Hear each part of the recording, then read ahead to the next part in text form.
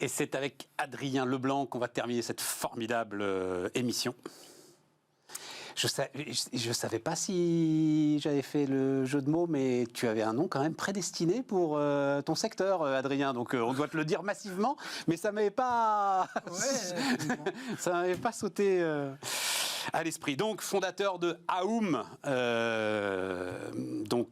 acronyme initial pour Arrêtons l'usage unique maintenant. On va parler, donc j'ai écrit Startup industrielle parce que c'est ça qui m'intéresse, Adrien, c'est la façon dont tu construis en ce moment un outil industriel, où tu t'appuies sur des outils industriels, mais il faut d'abord raconter ce que tu fais, donc on va le voir. Ton sujet, en fait, c'est la puissance de la vapeur. Non, clairement, ouais, notre sujet, c'est comment est-ce qu'on peut remplacer des gobelets jetables en rendant l'acte de réutiliser aussi simple que l'acte de jeter. Donc nous, on a développé une solution qui permet de laver, sécher et désinfecter un verre en 10 secondes avec 2 centilitres d'eau et sans produits chimiques et à l'aide d'une solution de vapeur d'eau. Ouais. Parce que la vapeur d'eau est la meilleure technologie pour permettre... Les vertus de nettoyage de la vapeur d'eau sont les meilleures qui soient. Et donc on a développé cette techno qu'on a industrialisée. On a fait 4 prototypes. 2 ans de R&D. Celui qu'on voit là, c'est le dernier là. C'est exactement. C'est voilà, la version finale qu'on a industrialisée et commercialisée il y a 1 an maintenant. Donc on a créé la boîte début 2019 et 4 prototypes et ensuite on a industrialisé avec un modèle industriel verticalement intégré dans le sens où on maîtrise la recherche, la conception, le développement produit, l'assemblage maintenant, la maintenance et la commercialisation. Attends. Entre les deux, il manque la fabrication. La fabrication... L'assemblage. C'est-à-dire que nous, on a designé la machine, on a testé, on l'a prototypé, on l'a éprouvé et ensuite on source les différents composants auprès d'un réseau de fournisseurs qui se veut le plus local possible pour minimiser aussi l'impact de la fabrication de la machine. Forcément. Et ensuite, on reçoit 250 références qu'on assemble dans notre centre de production en banlieue parisienne. Pourquoi tu as fait ce choix-là ? Parce que dans une démarche d'optimisation produit et de fiabilité, de toujours optimiser son produit, on est convaincu qu'il faut maîtriser l'assemblage, parce que quand on remonte sur le terrain certains patterns de panne qui doivent être corrigés en R&D, ça repart en R&D, ça repart en développement produit, c'est reprototypé et c'est intégré directement dans la chaîne d'assemblage. Ça apporte une agilité qui fait qu'on va beaucoup plus vite. D'accord, mais puisqu'on parle start-up industrielle en termes financiers, ça veut dire qu'il faut mettre, pardon du terme technique, mais du CAPEX, il faut de l'investissement sur la table pour faire un outil d'assemblage. Tu peux donner un chiffre alors nous on a dépensé environ 1,8 million d'euros pour industrialiser le produit. Et ben voilà, c'est pas énorme si on regarde par rapport à des coûts d'acquisition dans le SaaS. Par contre, il faut les trouver, c'est 1,8 million d'euros. Et pourquoi est-ce qu'on l'a fait ? Et je pense qu'on aurait payé. Non, mais ça m'intéresse. Pour faire un outil d'assemblage à peu près cohérent qui fabrique combien ? Parce que tu as 500 machines vendues, c'est ça, hein, tu en as 250 en place. Ouais, on est à 350 maintenant en place. Et tu peux en faire combien chaque année avec ton outil ? On pouvait en faire dans nos locaux à Bourg-la-Reine, on pouvait en faire environ 80 par mois. Là, on déménage dans 3 fois plus grand, où on pourra en faire autour de 200-300 par mois.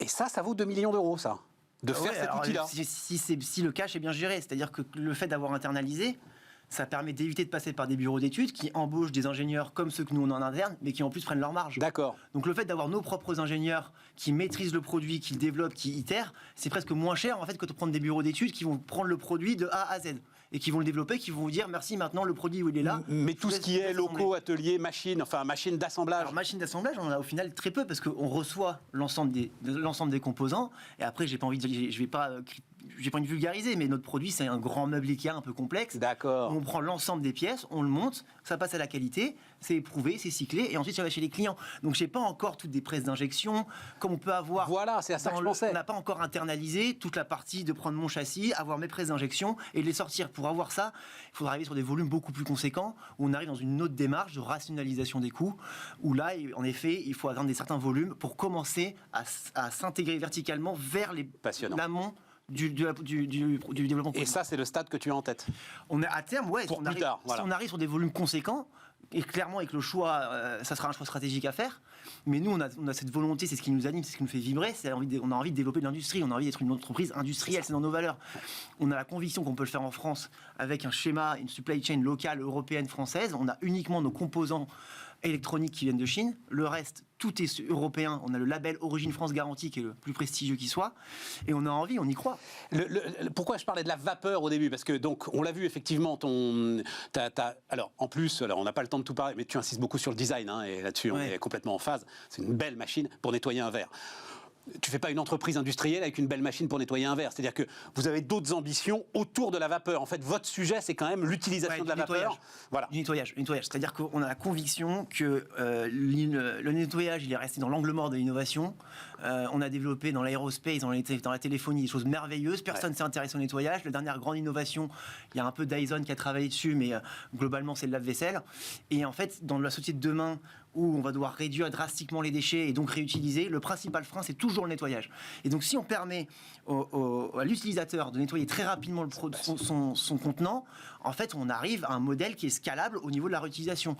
Tous les modèles actuels au niveau du développement du vrac, c'est du nettoyage déporté vers des centres industriels, avec des frais logistiques qui explosent, et ce n'est pas viable, ce n'est pas scalable. Nous, notre vision, c'est de dire que le consommateur peut lui-même nettoyer son contenant très rapidement, parce que c'est ultra simple et ultra rapide. Mais tu ne vas pas pouvoir designer une machine pour chaque contenant. À un moment, il va falloir qu'elle... Ça va dépendre des usages. C'est-à-dire que si je me place dans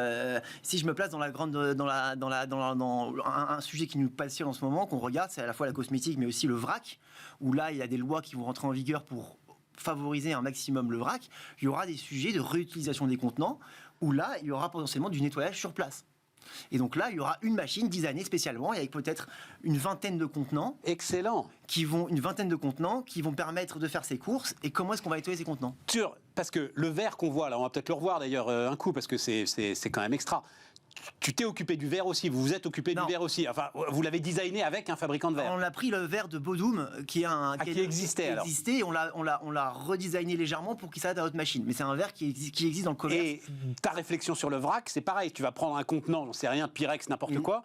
Et à ce moment-là, tu vas aussi... Mais là, on était chez Bodum la semaine dernière pour justement réfléchir à toute une gamme qui permet d'adresser le marché de la réutilisation au global. Donc le verre, notre vision, c'est de dire on va remplacer des contenants standards jetables par des contenants réutilisables standards.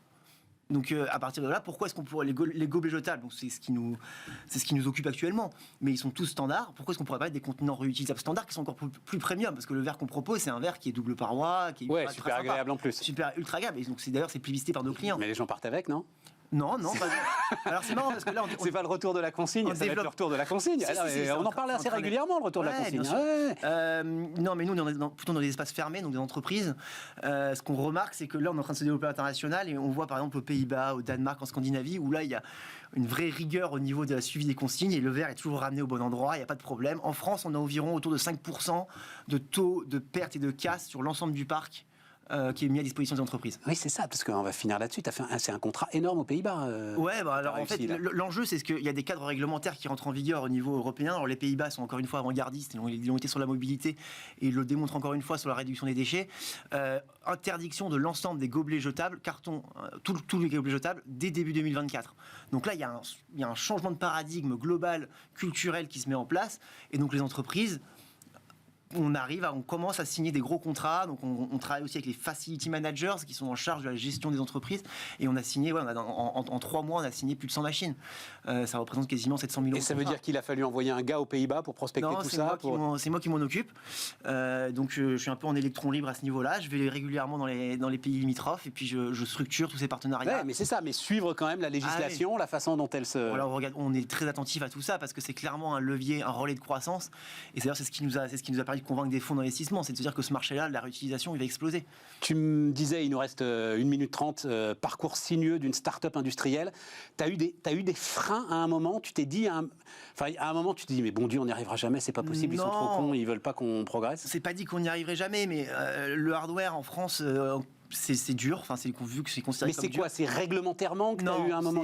C'est au niveau de la recherche des financements. C'est-à-dire qu'il y a dans l'écosystème du capital risque, nous on a eu la chance de tomber sur un fonds extraordinaire, StarQuest, qui nous accompagnait, mais dans l'écosystème du capital risque, il est majoritairement tourné vers tout ce qui est SaaS, Web3 maintenant, crypto, tout ce que vous voulez.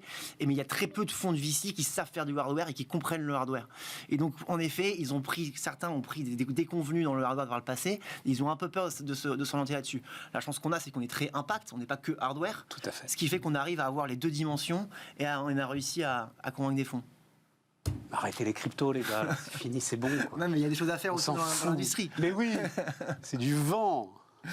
Bon, bravo Adrien. Merci beaucoup, merci Stéphane. Adrien Leblanc, donc avec nous, et on se retrouve demain pour une nouvelle émission de Bismart.